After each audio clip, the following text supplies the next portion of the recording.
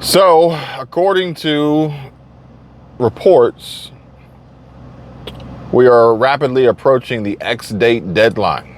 Now, this is coming from Janet Yellen, U.S. Treasury Secretary. This is coming from economists, analysts. This is coming from the White House. This is coming from Kevin McCarthy, House Speaker, Mr. Biden, Joseph.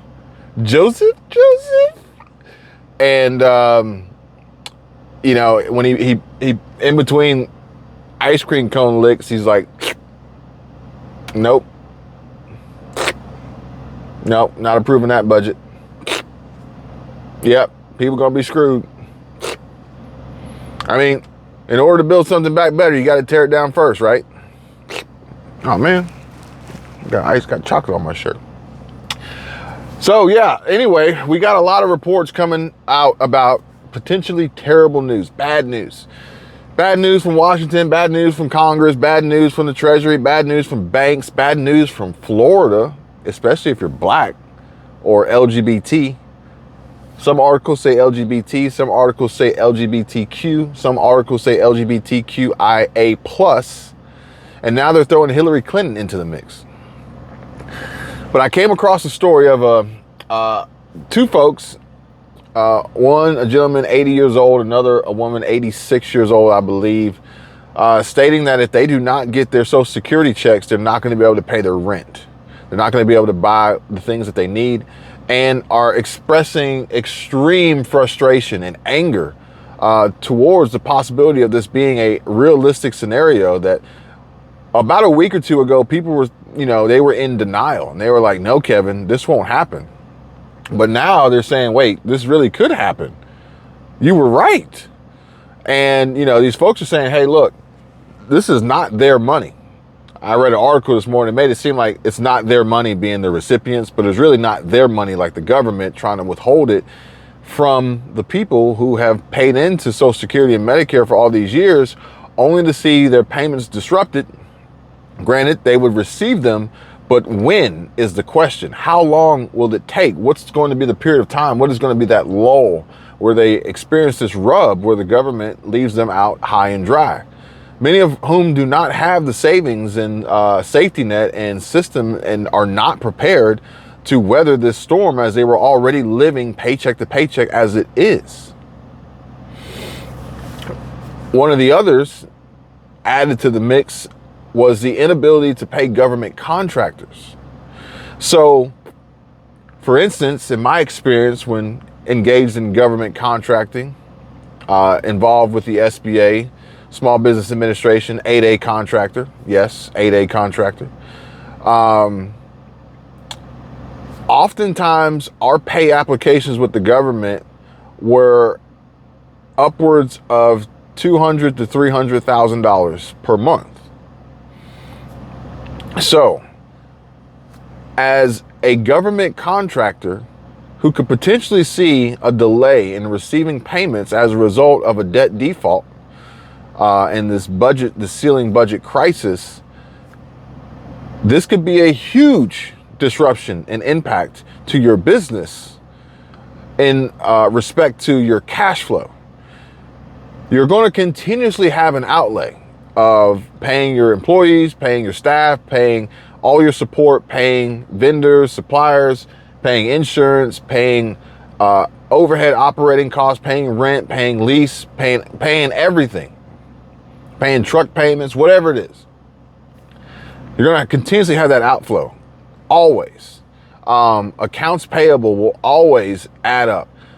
Your AR, your inflow, your accounts receivable, that's where you're going to have a huge problem if the government can't pay you on time, because odds are you may have multiple projects going. You may have multiple pay apps, and this could potentially put you into a liquidity crisis, crunch, cash strap situation, all waiting on the government to come to an agreement, and then turn the key again and get this engine running again, and get people back up to speed and start getting payments processed.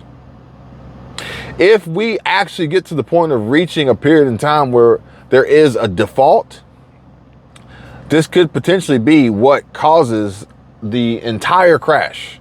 Not just the housing market, not just the automotive industry, not just the jobs market, not just, a proxy war and geopolitical conflict going on overseas, not just other, BRICS nations creating a new currency and the central bank digital currency, which a lot of people are very, very confused about what that actually means and what it can mean for them in the future and how it will be implemented and how it could destroy the dollar. All the while, this country is intentionally destroying the dollar as well, as a debt default would essentially damage the country, the United States' credit rating with the rest of the world. But interestingly enough, the advice that is given, the warning that they want people to heed is that they should prepare. They should get ready. They should save money. They should find ways of producing more. I hate to break it to you guys, but X date is like 10 days from now. 10 days. And we're talking to a majority of an older population who's on a fixed income and retired. Not to mention all other portions of this society and population that will be affected. And we can do a deep dive on that if you guys want to know. If you really want to know who's gonna get hurt the most, who's gonna feel the most pain, drop a comment, let me know. I'll share it with you. But the crazy part is their advice is get ready. Stock up, go buy a generator, go get some kerosene, plant some potatoes, buy some chickens or something. Really? Really? I mean, if in 10 days you got cut off from your income source, what's going to be the first thing you do? What's going to be the first thing you do? And then how long do you think you could survive without getting another paycheck? And then once you stop getting these paychecks, what's going to take a back burner? What's going to suffer most? Who are you not going to pay? What are you going to forego? What are you going to cut back on? If any of your normal monthly budget necessities can even be scaled back on, as I know there's a large percentage of population in this country who have already done that to the point of which they can't scale back any further. They're already bare bones. They're already burning the candle at both ends. And through inflation and higher prices across the board, despite what the Fed is supposedly saying is coming down, they're still struggling. They're still struggling. And, when you add this on top of it, it just makes things even worse. Now, they'll want you to think that, we gave you a substantial cost of living adjustment, a COLA increase. Come on, guys. We already know that was retroactive. Like that was retroactive based on old numbers that doesn't even cover now.